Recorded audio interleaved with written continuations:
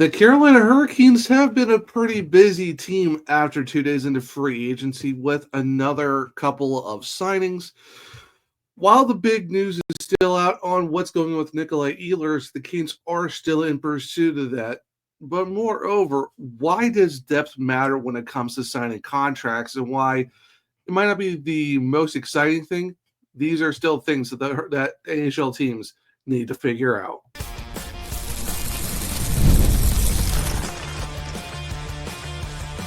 You're Locked On Hurricanes, your daily podcast on the Carolina Hurricanes, part of the Locked On Podcast Network, your team every day. Welcome to the Thursday edition of Locked On Hurricanes, your team every day, part of the Locked On Podcast Network. Thank you to the Everydayer for making this your first listen of the day. 5 days a week, Monday through Friday, talking everything about your Carolina Hurricanes. I'm your host, Zach Martin. I'm the credentialed Carolina Hurricanes beat writer over at the Hawkers, also the co-host of the SurgeCast, which is a weekly Carolina Hurricanes podcast, along with all my D's here at Locked On Hurricanes.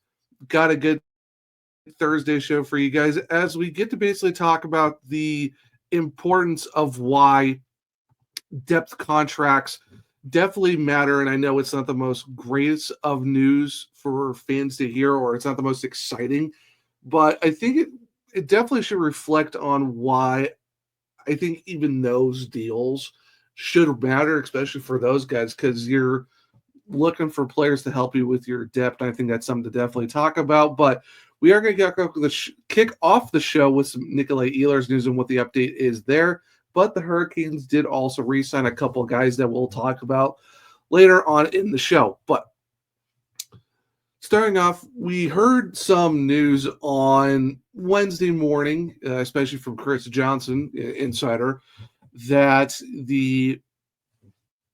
there's supposed to be at least a possible news of a Nikolaj Ehlers signing. It sounded like that he was going to make his decision, on Wednesday, because there was, Bob McKenzie and all them were talking on TSN during the free agent frenzy of day one that it was going to take him a couple days to figure it out of where he wants to go and stuff like that. Hearing a bunch of different teams that are coming in late to being desperate for him because the fact that the free agent market kind of shrinked the day before free agency started. And that with, most of the guys, now signed, like even, Pie Suter going to the St. Louis Blues for 2 years at $4.1 million. Ehlers is kind of the biggest guy left on the board in terms of, if you consider, with guys that are considered needle movers for franchises. So throughout the day, you're kind of waiting, and then nothing really happened. And now it seems like the Toronto Maple Leafs are making a late push for him. Sounds like the St. Louis or the Tampa Bay Lightning are also trying to make a move as well. But all things considered, a lot of the insiders are looking at Carolina and Washington being kind of the two front runners, because Ehlers said he wants to go somewhere warm and stuff like that. And also comes, what's the term? What's the AAV going to be like that too? So with the Hurricanes, I think is, when you look at what they have left on the roster, currently they have $18.257 million left in the cap, which gives them $77.242 on the cap hit for next year. They have 38 contracts signed. Now, it does say on Puckpedia that they have 23 active roster contracts done, which they do, which, they did sign Tyson Jost, which we'll talk about later on in the show. But if you take out that Tyson Jost contract, which is $775,000, the Hurricanes still have $19 million in cap, if you really think about it, in terms of if you don't count that Jost when they put him back in the AHL. So in reality, the Canes have $19 million in cap. They can go and get Ehlers with no issues. If Washington wants them, they're going to have to figure out the cap situation. But if you're Carolina, you have it. You can go get Ehlers and not have any issues. It's just moving guys up and down for contract purposes and of course, it's really the offseason. That doesn't really matter, because there's teams now that are very close to the mark and they're still going to have to move contracts around. So it's just, you got to be cap compliant by night one, which it's the Hurricanes. They always do. So I know initially when you look at AFP Analytics, they were looking at $8.1 million, was the projected contract for Ehlers, and that was even like at 6 years. I've seen numbers of 8.5 go around. There's now been talks that with a lot of teams doing some desperate bidding, the EAV could go up to 9, maybe north of $9 million. Could I see it getting to 9.5? Maybe, if a team's really desperate enough and want to throw $9.5 million at Ehlers, which, I mean, he's a really good player. It's, is that the end goal, or is that going to be the number that gets it over the top? I could see Carolina throwing it a 5 or 6, even 7-year deal at, $9 million or even 9.1. And I think even then, if it's $9.1 million, I still think it's a pretty good contract overall, because now you're signing a top 6 winger that you can play on your left wing or your right wing. I think that's the versatility that you would love to have if you're the Hurricanes to get a guy like Ehlers, because if something's not working out, you can put him top left, first line left wing if you really wanted to, or you can put him second line right wing, even first. It's like there's so much you could do there. Plus, power play one time and stuff like that. So there's a lot of avenues you can go down if you're the Carolina Hurricanes on. If you go and sign Ehlers, and Eric Tulsky said after day one that they're still in the conversations with the Ehlers. They've talked to his camp, they've talked to his agent, and they're saying we will see what happens there. But it sounds like the Hurricanes are still very much in the talks of going to get Ehlers, and that's good to see that. Even with the fact that you did that sign and trade with Keandre Miller on day one, getting him for more of the first and second, and $7.5 million over the next 8 seasons. And then you get that Logan, Stankoven extension done for 8 years at $6 million per season, and with a plethora of their depth signings as well. And Eric Tulsky's also always said, until they get the 23 best players on the roster, they're still going to be making moves. They're still going to try to get better every year. And I think that's why you still see the Hurricanes very much in pursuit of Ehlers, because they know they need a top score, top 6 right, scorer on the wing and stuff like that. So it's just, what's it going to get over the finish line? Is it the amount of years? Is it 6, 7 years? Is it $9.1, $9.2 million on the AAV? Who really knows? But at least that it seems like the two frontrunners are the Hurricanes and also the Capitals. It's just if the Capitals want to make it done, they're going to have to move some cap space. So luckily for the Hurricanes, they don't really have to worry about, we have too many one-way contracts. You do have to lose someone to possibly waivers and stuff like that. No, the Hurricanes don't really have to worry about that. They have a lot of guys that waiver exempt. They have some recent signings that are 2-way contracts, so that's not a big deal. They can just go get Ehlers, and boom, he's right on the cap.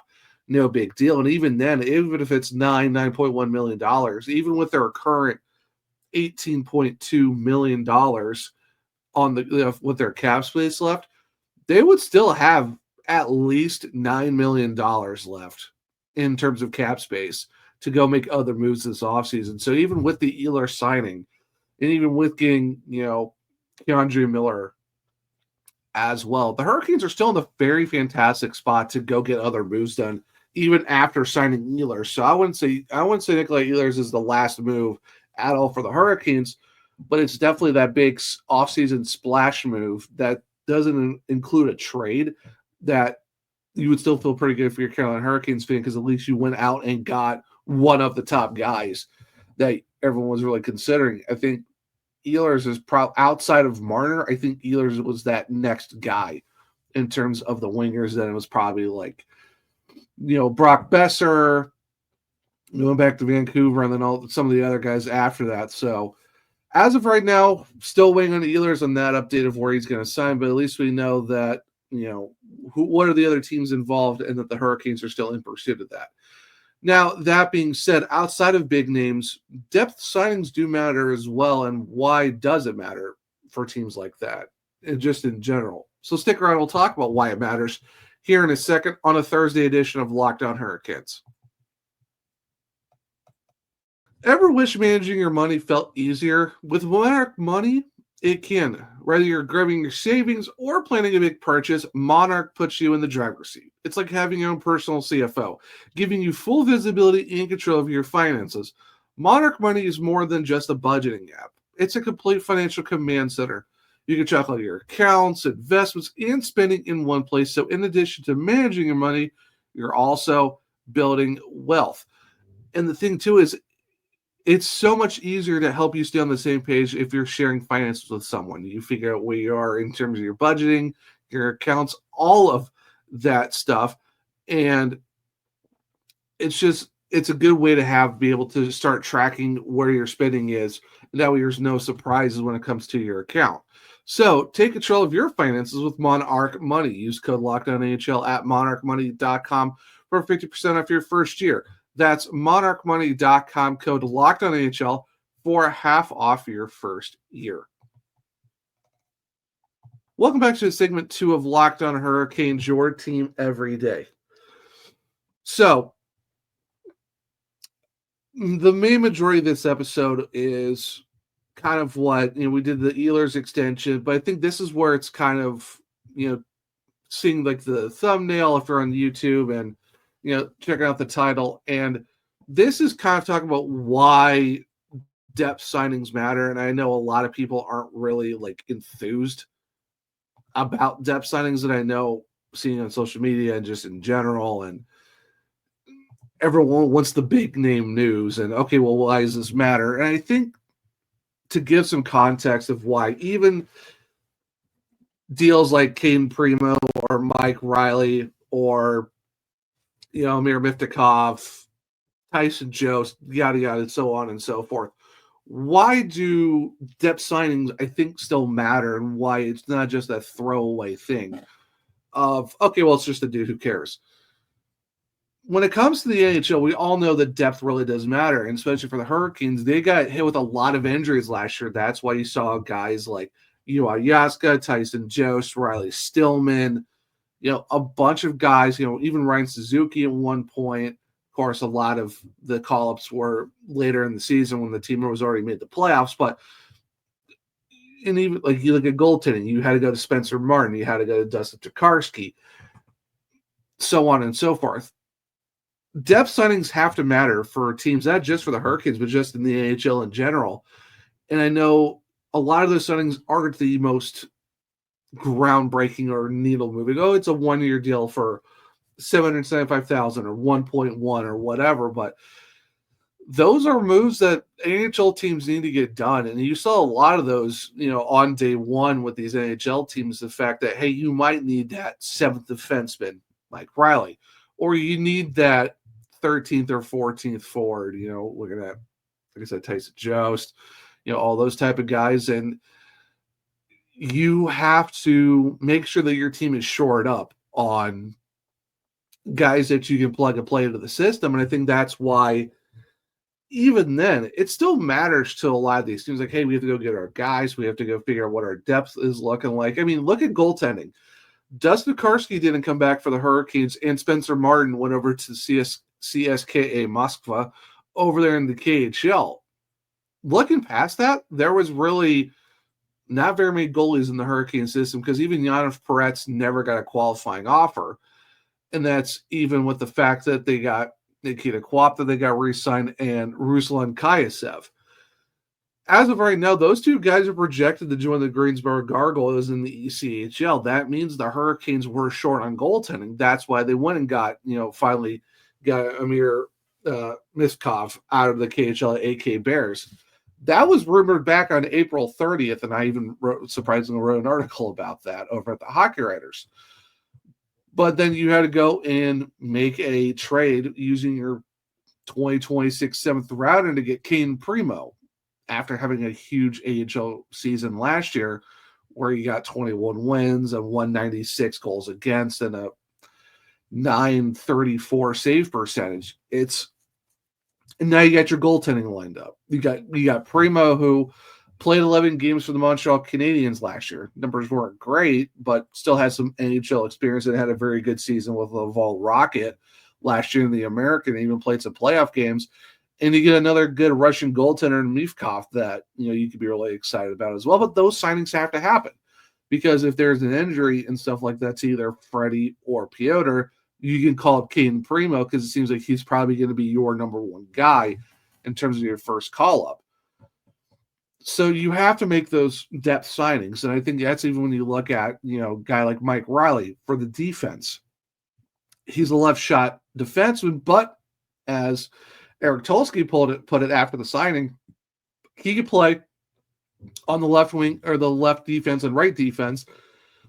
And that's really huge for the Hurricanes because now you're adding another player with some versatility on the blue line, just like what Shane Gostisbehere could do. Shane Gostisbehere is a left shot defenseman, but he's also able to play on both sides of the ice. And even Jalen Chatfield can do that too, even as a guy that you can put on either side of the ice if really need be. So I think that's why when you look at these depth signings of 7th defensemen, 13th or 14th forwards, your 3rd or 4th string goalies, that's why these signings have to get done. And I think that's why it's one of this, for me, it's not saying that we have to make these into super huge things, but it's like we also can't downplay what depth means and what it matters to a lot of these teams. And I know, like I said, fans aren't really the most super excited when it comes to depth signings when there's a lot of other guys they can go get. I know it's like, well, announce this signing. Yeah, everyone's waiting for that big name to happen, but I think, too, it's like you still got to give a lot of credit to the Hurricanes for being like, hey, we know we got the big guys that we still need to go after. We did get the Stankoven extension done, got the sign and trade for Miller and stuff like that, and they're still in the pursuit of Nikolaj Ehlers and all these other players that they want to go get. They were even still on a Mitch Marner before his sign and trade with the Vegas Golden Knights, on June 30th, right before free agency. But they still know they had to shore up a lot of extra holes in the organization because, yeah, you got all these prospects, but some of the prospects, even in this recent draft class, a lot of them are staying over in Russia. Maybe some of them are staying over in Sweden. Who really knows? I mean, you do have a couple of guys like maybe Rybkin who might go back to Muskegon in the USHL. You got, Serrato, who's probably going to go back to Penn State next year. Then you're weighing on what's going to happen with Philip Ekberg and all of them. Even then, a lot of those guys aren't going to be with the AHL team next year or even the ECHL. They could be in their respective clubs and, going back to college and all that. So you have to go get your depth signings. You got to go get your AHL, filling out those rosters down there as well. And that's where Darren York and all of them come in, figuring out the Chicago Wolves, roster overall and, drafting them and what they need to do there too. So that's why I'm not saying it's like it's just one of those things where depth signings really do matter and why the Hurricanes have to go do that and why it matters to make announcements like that because you want to know like, hey, this is what the Hurricanes are doing. Hey, this is why we're bringing these guys in. So like I said, that's why those type of moves matter. Where you, like I said, you get a Mike Riley, a Tyson Jost, you get Caden Primo. And there's even another deal that just came up very late last night that we'll talk about in segment 3 with Noel Gunler. You're still making necessary moves that need to happen because if you look at where they're at in terms of just their non-roster guys, just forward-wise, there's, only 6 forwards. There's only 5 defensemen that are signed. There's still a lot of other guys you got to go figure out, even goaltending. So I think that's where you're looking at, all right, what's next? And like I said, a lot of people focus on the main roster, which is fine, but let's also not forget there's still a AHL team to worry about and then eventually an ECHL team to worry about is there. And you got to go fill out those roster spots. And you got to go get those guys ready for if injuries do happen, which does throughout a regular season, they're going to need guys to call up. And I think that's why depth matters so much in the NHL outside of the main roster. You have to get guys that can play in the National Hockey League and go still get time there in the American. So that way they're still at least playing hockey and being ready for their eventual call-up. So, like I said, while it's not the most main and exciting signings, I still think we should definitely give a lot of respect and a lot of credence to, hey, these still matter. These roster depth moves still matter when it comes to getting the team ready for next season, if it's for the Hurricanes, the National, or the Wolves in the AHL. So all that being said, there were a couple signings on yesterday on July 2nd, and the Hurricanes have made to shore up more of the depth. So stick around and we'll talk about it here in a second on a Thursday edition of Locked on Hurricanes.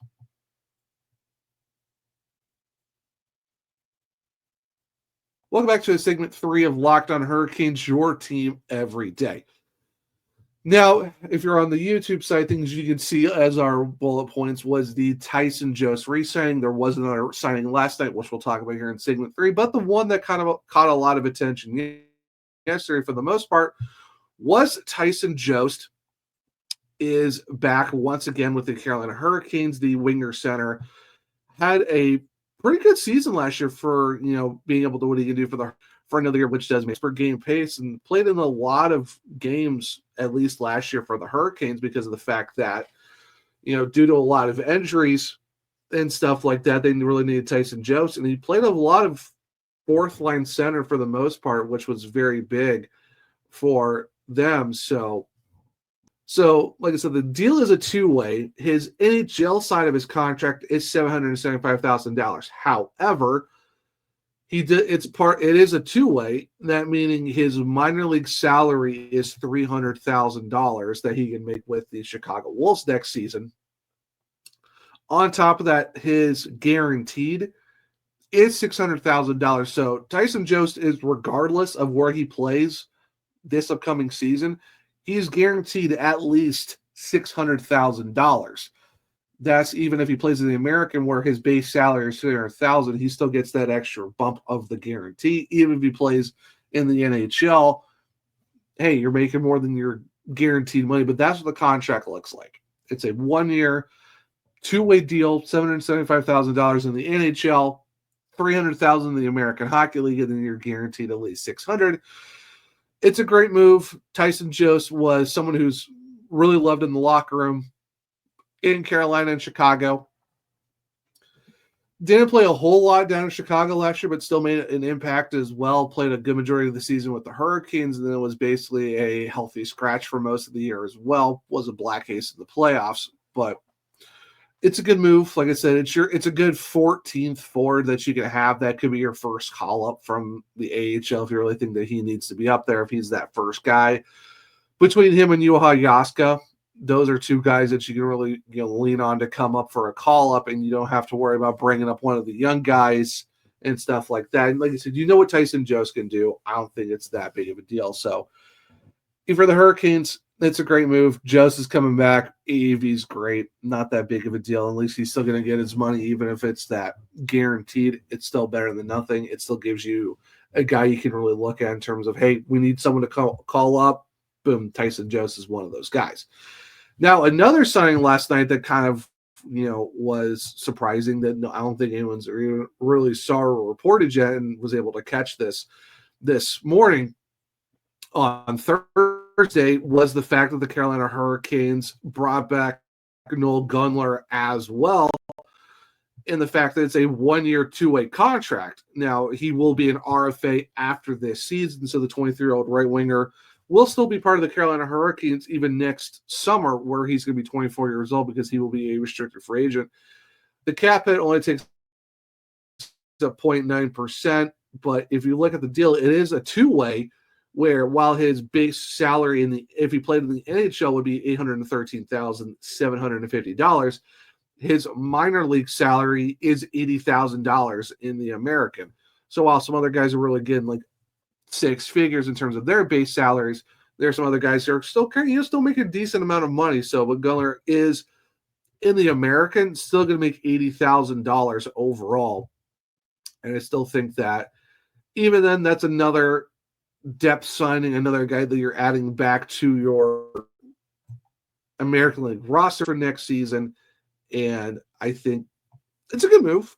It's like I said, it's not one of those, it's a needle mover. It's just, hey, like we talked about in segment 2, it's a depth move. It's to help build out their roster in the American Hockey League. You're bringing a guy back that the Chicago Wolves and Cam Avenue were really well, and you're adding another guy that can hopefully help the Wolves make the Calder Cup playoffs again like they did last year, maybe make a deeper push.